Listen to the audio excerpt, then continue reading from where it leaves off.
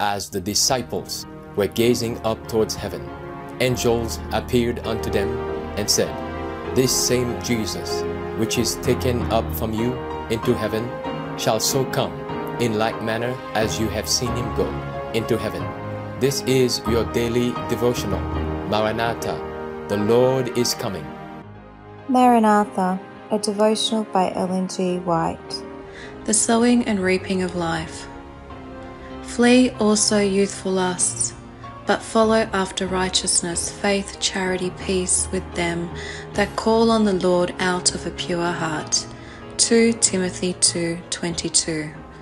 A little time spent in sowing your wild oats, dear young friends, will produce a crop that will embitter your whole life. An hour of thoughtlessness, once yielding to temptation, may turn the whole current of your life in the wrong direction.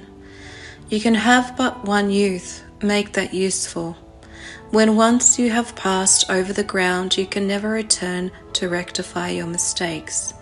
Satan transforms himself into an angel of light and comes to the youth with his specious temptations and succeeds in winning them, step by step from the path of duty. He is described as an accuser, a deceiver, a liar, a tormentor, and a murderer. It is Satan's act to tempt you, but your own act to yield.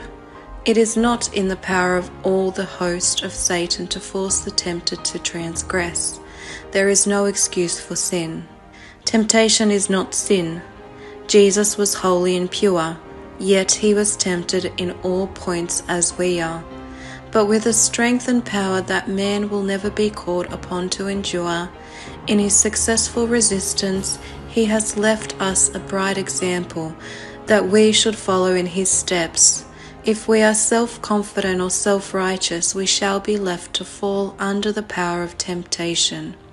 But if we look to Jesus and trust in him, we call to our aid a power that has conquered the foe on the field of battle, and with every temptation, he will make a way of escape. When Satan comes in like a flood, we must meet his temptations with the sword of the Spirit, and Jesus will be our helper and will lift up for us a standard against him. One wrong trait of character, one sinful desire cherished, will eventually neutralize all the power of the gospel. The pains of duty and the pleasures of sin are the cords with which Satan binds men in his snares. Those who would rather die than perform a wrong act are the only ones who will be found faithful. The youth may have principles so firm that the most powerful temptations of Satan will not draw them away from their allegiance.